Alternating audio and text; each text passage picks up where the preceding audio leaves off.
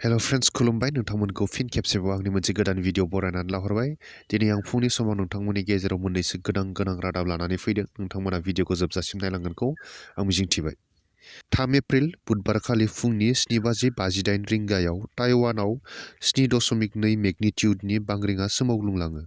बे सोमावग्लुंनायाव ताइवाननि राजथावनि ताइपेइजों लोगोसे जापाननि खोला बाहागो, चाइनानि सोनाब बाहागो आरो फिलिपाइन्सआवबो बे सोमावग्लुंनाया गोहोम खोख्लैयो। बे सोमावग्लुंनाया 25 बोसोरनि गेजेराव बिनो गोहोगोरासिन। बे बांग्रिं सोमावग्लुंनायाव गासै 9 जोना जिउ खोमानो नांनायजों लोगोसे 900 जननिबो बारा सुबुङा जखम जादों आरो गोबांथार न'-बांफोरा बायख्रेबनाय आरो गोग्लैनायखौ नुनो मोन्दों।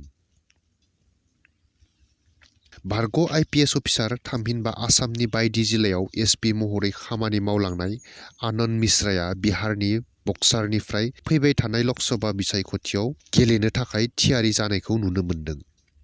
भार्ग आइपिएस अफिसारआ लखिमपुर जिल्लायाव एसपि महरै खामानि मावफुबाय थानाय समावनो गावनि ओनसोलनि सुबुंफोरनि खामानि मावहैनो होननानै रिजाइन होदोंमोन।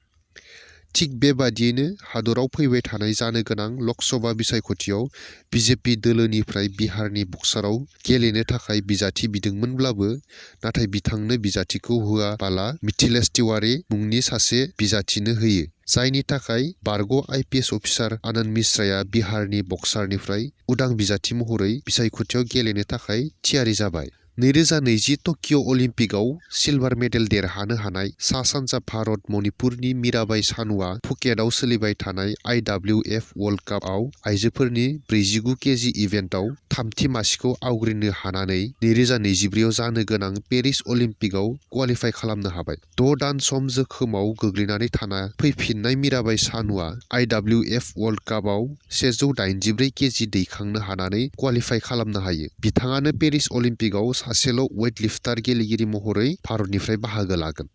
भारत हादरनि बारग' गाहाय मन्थ्रि डक्टर मनमोहन सिंहआ 91 बोसोर बैसोआव राज्य सभानिफ्राय आजिरा लाबाय। बिथाङा गिबि खेबनि थाखाय 1991 इं मायथाइयाव राज्य सभानि सोद्रोमा जानो हादोंमोन। लोगोसे 1991 निफ्राय 96 सिम बिथाङा हादरनि रांखान्थि मन्थ्रिबो जादोंमोन। बिथाङा गावनि राजखान्थिनि केरियाराव 2004 निफ्राय 2014 सिम 10 बोसोर कंग्रेस दोलोनिफ्राय भारतनि गाहाय मन्थ्रि महरै हादोरखौ सिबिदोंमोन। 1991 मायथाइयाव जेब्ला हादरनि रांखान्थि मन्थ्रि जादोंमोन अब्ला हादरनि रांखान्थिखौ जौगाखांहोनो थाखाय बायदिसिना गेदेर थांखिफोरखौ लादोंमोन। दिनै बिथाङा 3 एप्रिल 2024 खालाराव राज्य सभानिफ्राय आजिरा लाबाय।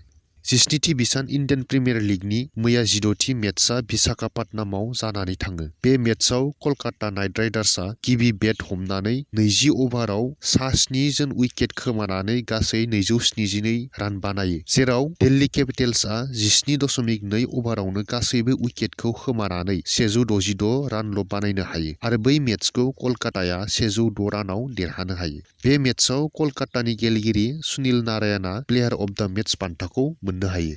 10थि बिसान इन्डियान सुपार लीगनि मैया इस्ट बेंगल आरो केरेला ब्लास्टारनि गेजेराव गेलेनाया जानानै थाङो। बे मेचआव इस्ट बेंगलआ केरेलाखौ 4-2 गलाव फेजेननो हायो। बै मेचआ कच्चिनि जवाहरलाल नेहरू स्टेडियामाव जानानै थाङो। फ्रेन्ड्स, दिनैनि रादाबनि भिडिअ बेखिनियानो। नोंथांमोना भिडिअखौ नायनानै मोजां मोनदोंब्ला अन्नानै लाइक खालाम, कमेन्ट खालाम, शेयार खालाम। लोगोसेनो आंनि चेनेलाव गोदानब्ला अन्नानै चेनेलखौ साबस्क्राइब खालामनानै हो। गोजोन्थों।